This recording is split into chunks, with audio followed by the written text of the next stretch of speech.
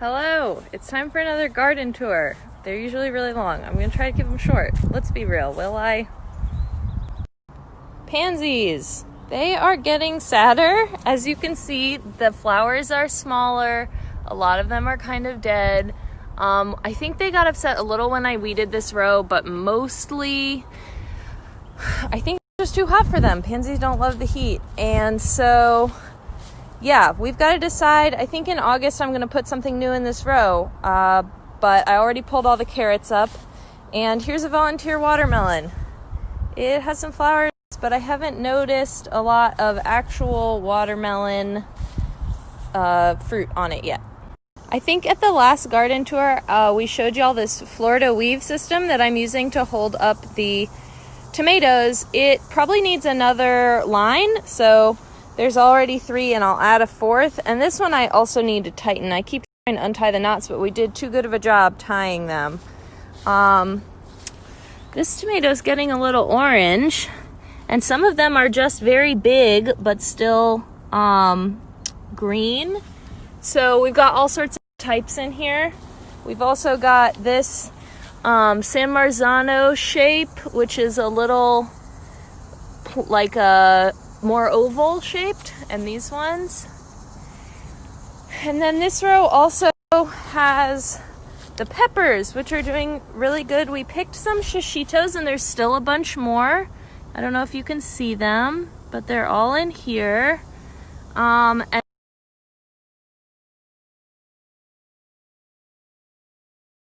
from a distance, you can really see the growth that's happened. That tallest corn right there is up above 9 feet.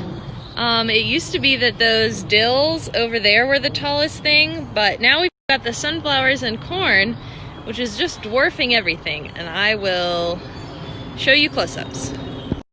So here's the sunflowers, and as you can see, the smaller types are getting flower buds. They have not bloomed. The mammoths, let's see if we can reach.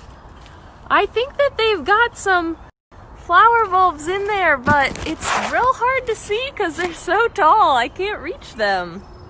And down underneath the sunflowers, we have cucumbers. We've got a couple of different kinds. These are definitely market mores. I just picked a really large one from this plant yesterday.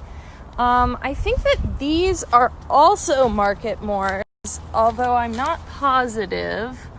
It's looking like a very different shape. And then the other ones that we've got growing are my favorites. They're called dragon's egg, and honestly, they're just really cool looking. Look at those. Aren't they funny?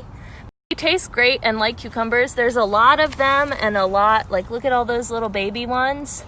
So I'm real into these cucumbers. I'm not sure if I've told y'all about how corn pollination works, but I'm going to anyway now. So basically, corn has these tassels, and this is where the pollen comes from. So each of these little dangly things is covered with a bunch of grains of pollen, and the wind blows, and the pollen comes down, and it lands on the silks. And each silk goes to a kernel of corn on the ear of corn. So you got to make sure that each silk gets a grain of pollen, or else you'll have corn that's missing kernels. I did some assistance because you're supposed to plant corn in a block, but I planted it in a row, which means it's less likely to get well pollinated by the wind.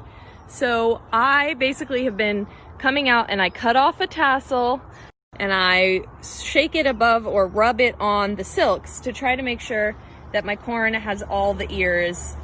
Corn has all the kernels that I want it to. I planted my corn alternating. So this is a Boule sweet yellow corn, and this is a glass gem corn, which we'll probably use for popcorn and because it's pretty.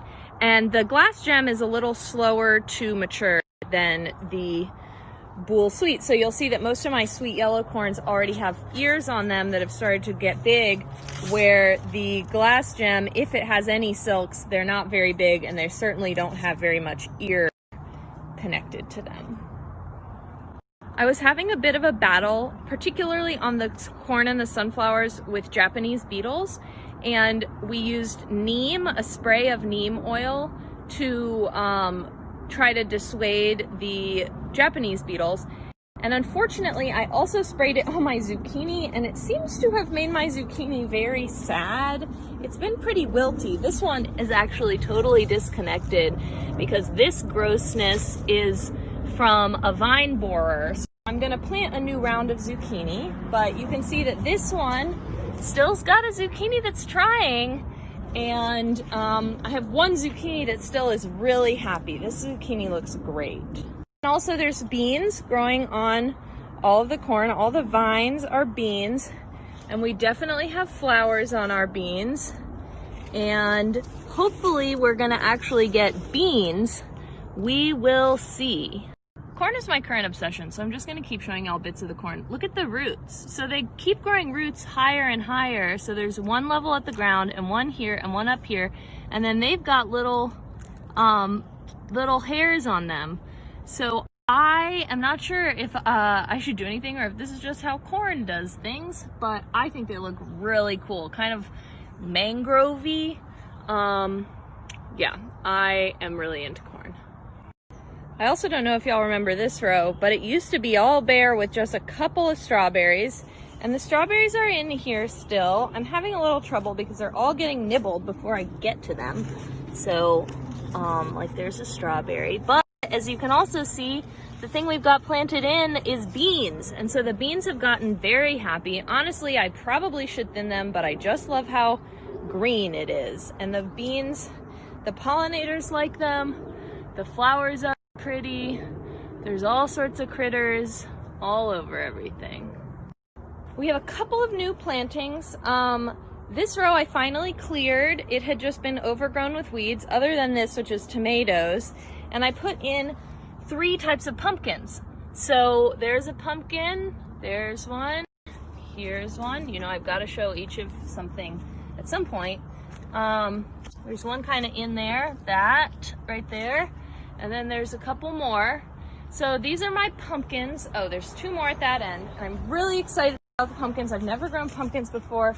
And I also added in a couple of butternut squashes because my other butternut squashes are maybe in too much shade.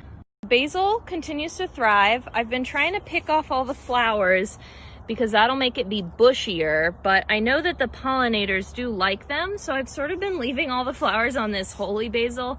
So if anyone has anything they think I should do with the holy basil, let me know. We also have a lot of sage, and this down there, that's lemon balm, so it's also pretty happy.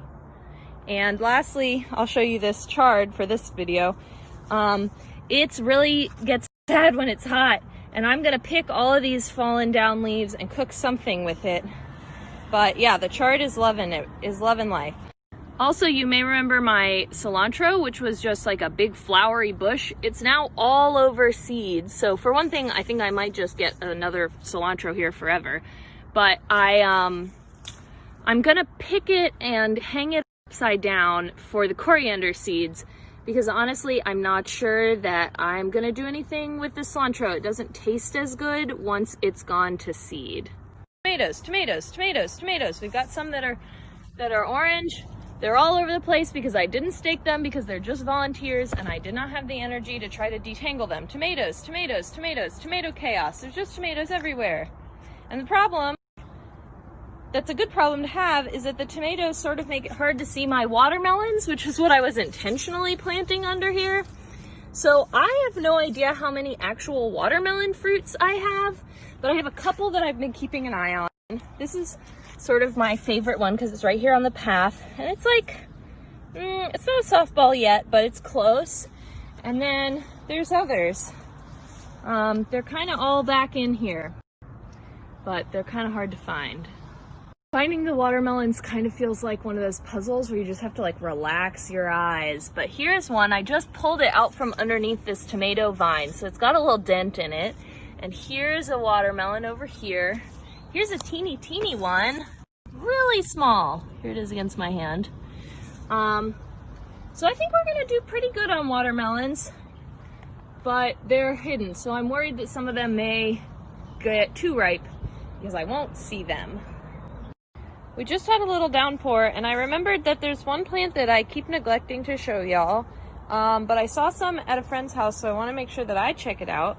This is my okra. I only have the one, and I don't know if this had a flower and then it fell off, or, oh yeah, probably, that looks like a flower. So it looks like we might get a couple of okras in there. I've never grown okra before either.